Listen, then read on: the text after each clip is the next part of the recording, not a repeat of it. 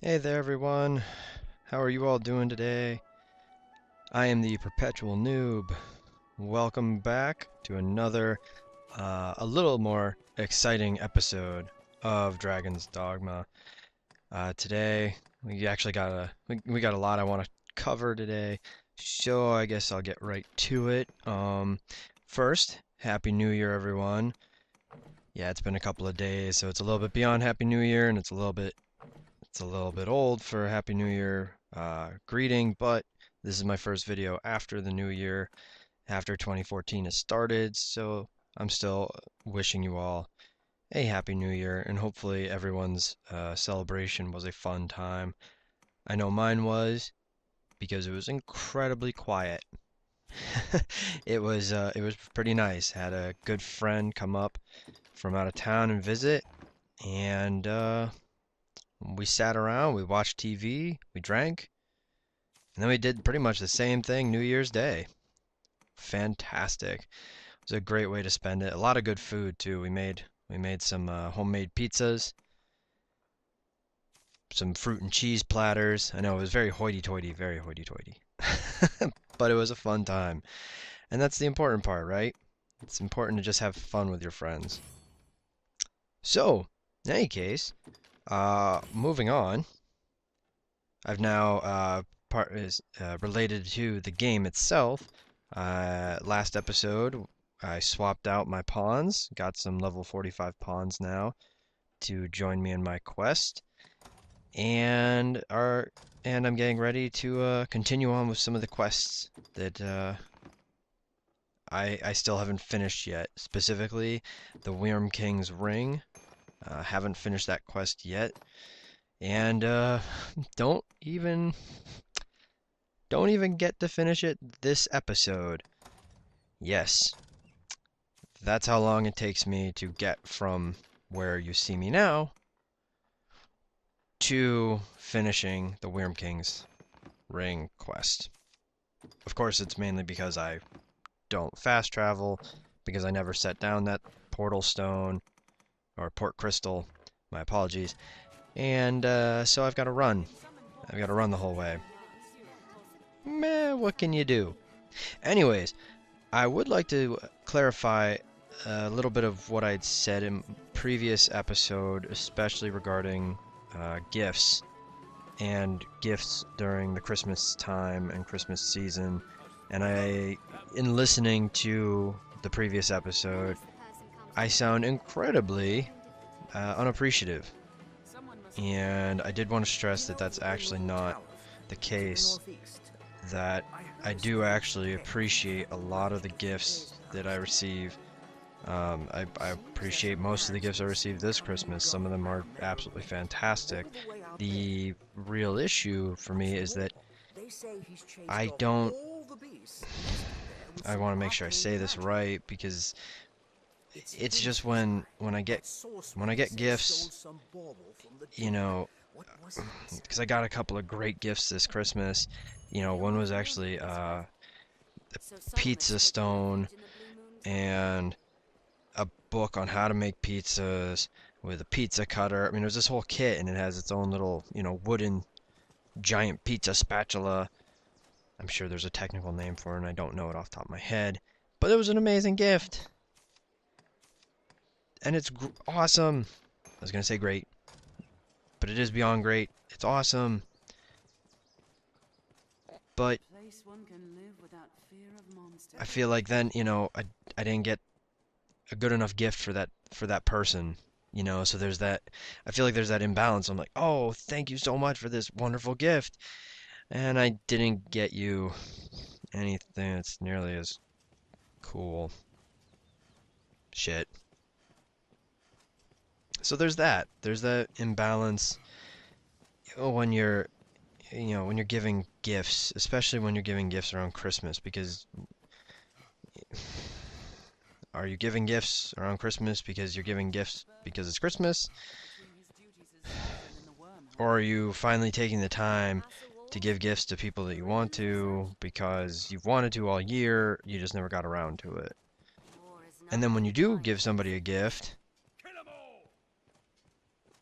how do you feel when, you feel like that the gift you gave somebody isn't as good as the same gift they isn't as good as the gift they gave you back.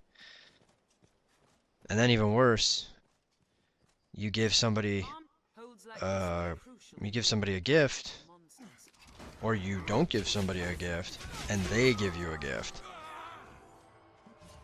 You know, then you get that fun little imbalance. So I guess I'm just trying to say that, yeah, I was ranting a lot in the previous episode about Christmas and gifts and whatnot, and it's not because I didn't appreciate or like any of the gifts I received. It's because I just feel like there are very few times where I'll receive a gift where I won't feel bad for receiving a gift. And that's probably, I'm sure some psychologist or therapist, if I happen to have a therapist or psychologist that happens to watch my videos, probably listening in and saying, well, that's all that's all in your head, that's all in your problem. Oh, by the way, I'm gonna make a quick interruption here. I did just make max rank in warrior, which is awesome. Anyways, back to the really deep and dark and stuff. In reality, it probably is all my problem and how I don't know, somehow how I've grown to view gifts and whatnot. It's not that I don't like gifts, or that I don't, that there are some gifts that weren't absolutely amazing and I really appreciate them, but I think that almost makes it, in my brain, it makes it even worse, because then I feel like, wow, I didn't reciprocate properly, if at all. And really, the whole gifts thing just feels like extra pressure. So I don't know if that really clarified, what I had said in the previous episode. But, yeah, that woman's not wearing any pants.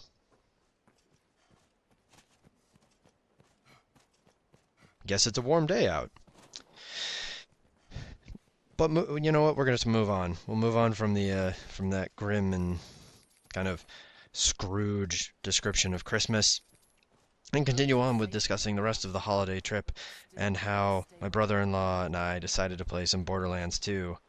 Oh my god, a fire hammer! If that wasn't a hammer and it was a sword, it'd be way cooler. I mean, giant hammers are cool and all, but giant swords are way cooler than that. So we decided to play Borderlands 2, because he hadn't even played Borderlands 1, but I said, fine, we'll just start with 2, because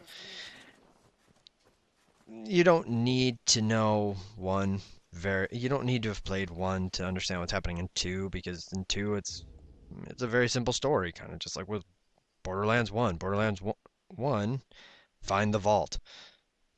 Kill everything that tries to stop you from finding the vault. Heck, kill everything that you can. The only reason why you don't end up killing any of the, merchants or NPCs is because the game won't let you. Because they know you'd shoot them and kill them. Borderlands 2, find the vault and stop Handsome Jack from taking over the world. There's not much to it.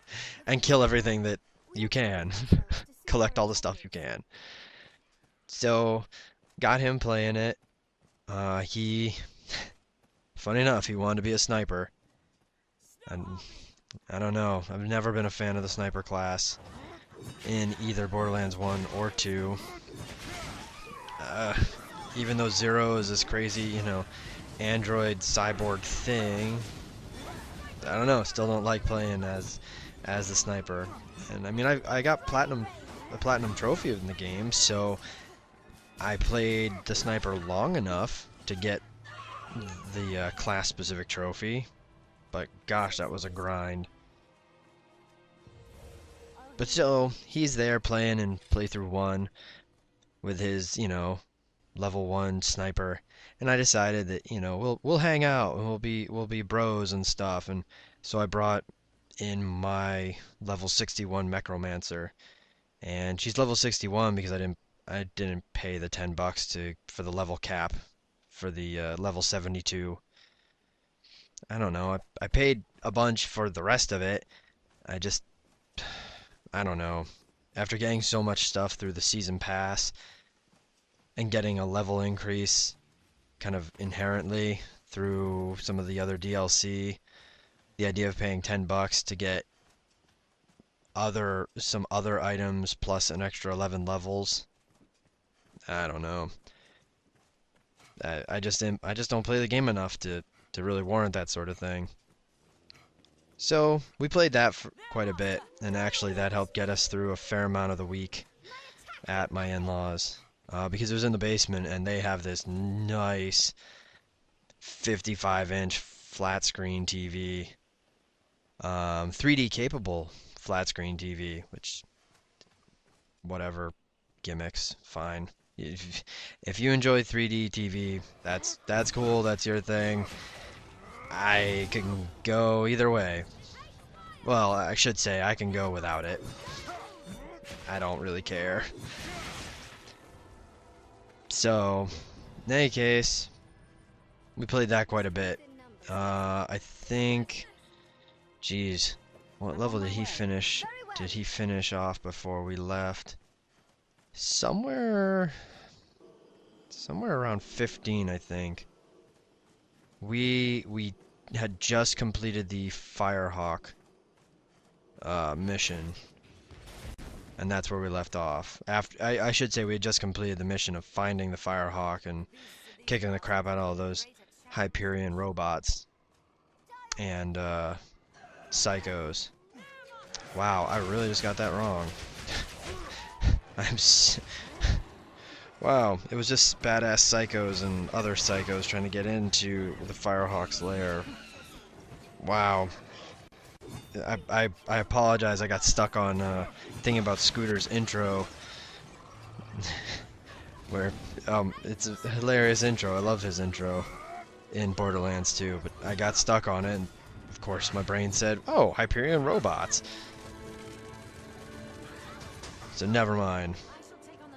Oh yeah, a little bit related more to Dragon's Dogma and what's going on screen. I was nearly frozen. First time that had ever happened. No harpy had ever, nobody had ever attacked me with some sort of ice attack that I actually had to shake out of. So that was kind of nifty.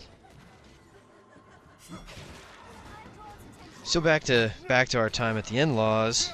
You know, we played Borderlands quite a bit.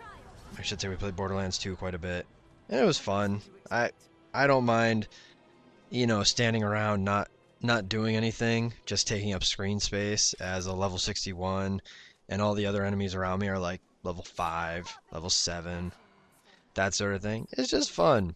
You know, that game's meant to kind of build you up to be like a god. So that's all I did. Let's see. But then other games we played with the family. We played, let's see, we played Spades, which is always which I shouldn't say always. It generally is a fun time.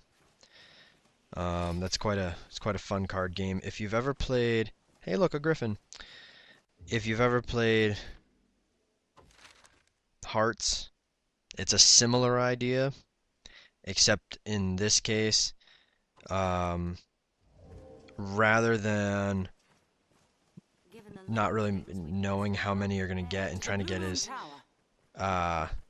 few points as possible, in Spades you're actually trying to get as many points as possible. So you're trying to win as many hands as you can.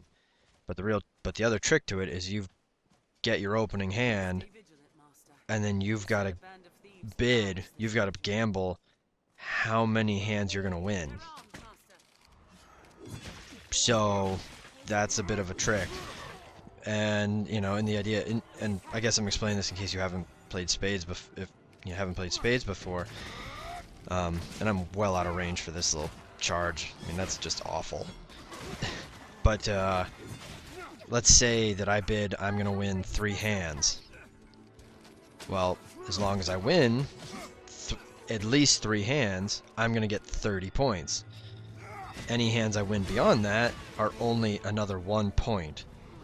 So if I bid 3 hands, but I actually won 6, I get 33 points for the round. Now, let's say I bid that I was going to win 3 hands, but I actually only won, or I should say, I didn't win 3 hands.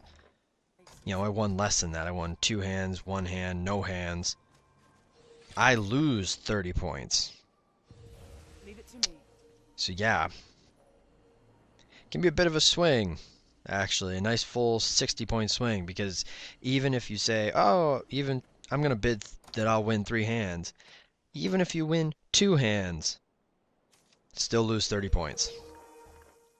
You have to meet or beat your bid to get 30 points, or to get the bid times 10, essentially is what it is. Because if you bid 2 hands, you're going to get 20 points. You bid 4 hands, you'll get 40.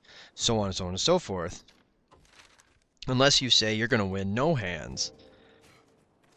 Because if you actually play through a game and win no hands, and you called winning no hands, that's 100 points for you. Conversely, if you bid no hands, but you win even 1 hand, that's negative 100 points to you. So it's a nifty aspect of the game, and it's fun to have that aspect of the game. Definitely puts a little bit more excitement into it. So we played that for quite a bit of time. I didn't win that. Actually, if I'm trying to remember this correctly, I think it was my father-in-law who won that game as well. In addition to Munchkin, we were playing to 300. Now check this out. Back to Dragon's Dogma here. Look at this. Look at all this wind. It's actually pushing my character, and it's only because my character is as heavy as he is and as burdened as he is that I'm able to make any progress at all. Pretty nifty. You know, most games have some sort of element like this. It's rare to find it, at least to me, in an open world like this. Cool stuff though. So my father-in-law won it because he ended up with like 380 points in the same hand that I made it to 300, and in the same hand as my mother-in-law made it to like 330 or something like that. So the game was to 300 points, but he finished with way more points than any of the rest of us did by the time we all reached 300 points. Another game we ended up playing was Dominoes, and we played that quite a bit, and it was pretty crazy because we had up to 15 dots or 15 pips on the dominoes, so there were a lot of dominoes. And in that game, you want to have the least amount of points. So once all the dominoes have been played, or nobody can make a play, you count up how many pips you have in your hand. It's a little bit different. If somebody actually goes out and plays all the dominoes they have in their hand, then the round is over. And then everybody else counts up how many pips they have. And so my brother-in-law won that. We were playing to, I think, like 200 points. Because, you know, if you're left with a double 15 in hand, that's 30 points. So we said, yeah, we can play to 200, and this will be, you know, like a few rounds. Yeah, somebody hit 200 points, or maybe it was 300 points, but somebody hit the point limit. My brother-in-law had like 30 points total. We had been playing for like 5 rounds.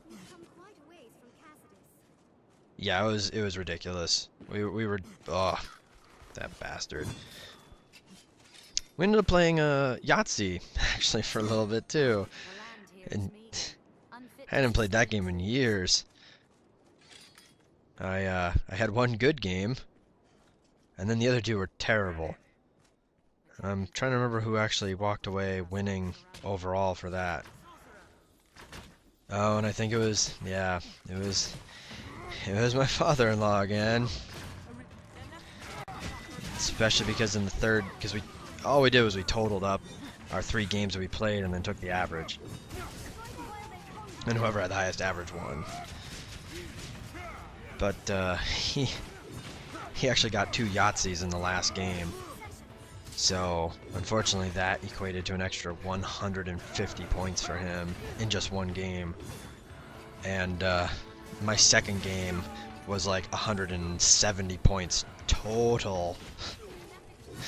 So yeah, it wasn't much of a competition there. So I mean we spent a lot of time playing games, you know, which was a fun time. You know, it helped pass the time, and everybody was enjoying themselves, you know, which was good. So unfortunately, it didn't last forever, which was too bad. We ended up having a bit of a family therapy session one night, and it was about 3.5 hours long, just trying to talk out, you know, and it's a bit of that holiday stress, you know. There's a lot of expectations that come with the holidays, and then there's, you know, a lot of assumptions made, and it just kind of caused a lot of contention. So spend a fair amount of time just trying to talk it out, which was good. It was very necessary. Oh, and then let's see. Then let's see. No, I've lost track of how many days we're at here at that point. But when we did end up leaving to go to my grandparents' house on my mom's side and spend time with them. I love my grandparents. They're old, and they're definitely getting older, but they're still really cool people. Like, thankfully, neither of them, despite getting old, have had changes in their attitude. And oh, I'm gonna explain something real quick, because you've seen me now, you know, walk by several corridors that are open that I haven't explored yet, and I'm doing that because in some of that footage that was lost, that got me to Bluemoon Tower originally, I did end up going through all those corridors and exploring them and finding their treasure chests and all that. So that's why I'm not doing it now. In any case, you know, essentially that was our last stop, was my grandparents' house. But on the way there, we actually met up with my brothers on my dad's side for lunch. And that was a really good visit, because I hadn't seen my middle brother on my dad's side in 2 years.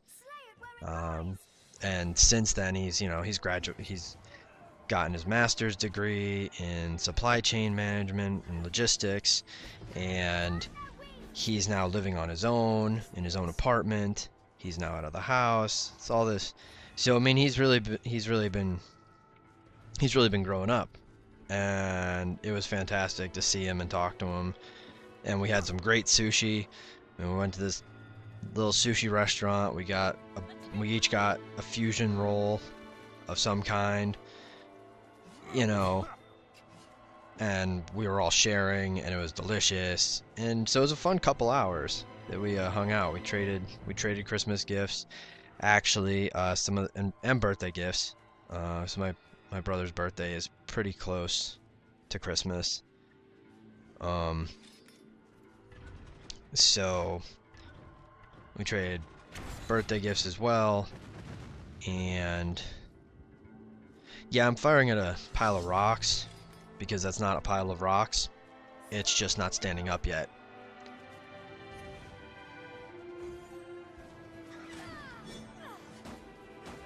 Anyways, I realized I left a little bit of empty space there. We had delicious food, great conversation. Oh, and the Christmas and birthday gifts. I actually got my brother's Dark Souls, so that's I'm thinking of trying to do a bit of a, I don't know how long the series will go, but I'm thinking to do a series of my brothers and I playing Dark Souls. They'd never played it before, but my middle brother had expressed some interest in playing, or I should say expressed interest in Dark Souls 2. So I said, you know what? If he wants to get Dark Souls 2, let's get him some practice with Dark Souls 1. And so hopefully the idea is going to be that maybe we'll do a series of my brothers and I playing Dark Souls, with me kind of leading them around and them experiencing it for the first time. See? Told you, it's not a pile of rocks. It's a golem. So now it's time to fight that golem, but which means me running away and finding those giant ballistas again. And so after visiting with my brothers, we went to my grandparents' house, which was a very full house. We stayed there for a couple of days, and I shouldn't say we stayed at my grandparents' house. We stayed at a hotel because there was my grandparents, my mom, and her family, then my 2 uncles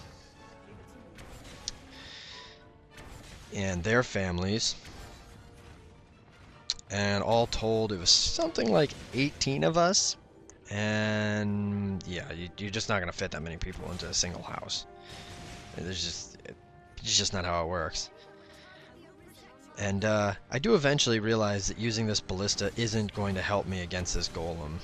You know, I wanted it to help, but I realize it doesn't. And don't worry, I do eventually figure it out, and I finally get off this silly ballista and just actually go ballistic. I know, puns of damage. I'm sorry. But I do finally start actually attacking this golem, because as you notice, my pawns aren't doing anything. They're wanting to just stand around me, which doesn't make any sense. AI, how does it work? So we go to my grandparents' house though after seeing my brothers, and you know, we spend a couple of days with them, which was actually a really fun time. Like I said, my grandparents are old. You know, they're both in their 80s now. But they're both the same. They're both still the same people. Just my Nana especially, her memory isn't what it used to be. But thankfully it hasn't affected her personality. So she's still funny. She still likes to make jokes. She's still incredibly caring. And it was a good time to see them. And wow, I mean, we did Christmas the second day we were there. Whew.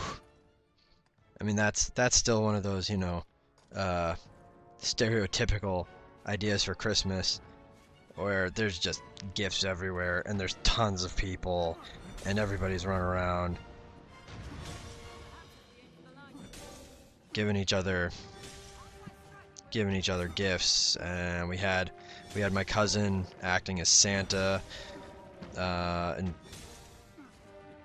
it was a pretty chaotic time, but we got a lot of cool stuff. My mom was actually really cool. She had actually visited, before coming down, she had visited our local comic book shop and picked up, as part of our Christmas gift, she had picked up our pull list, our most recent pull list, which was pretty cool, because we hadn't been to our comic book shop in a few weeks, so it was kind of fun to get those for Christmas, and to have them with us so we could actually read them while we were staying at my Nana and Grandpa's. I should say my wife's the bigger comic book fan than I am, and not that I don't like comic books, but she just knows way more about comic books and the comic book characters, specifically Marvel. specifically Marvel. And so part of our pull list is, you know, Deadpool, the Young Avengers, Hawkeye. Now a newer addition is Captain Marvel.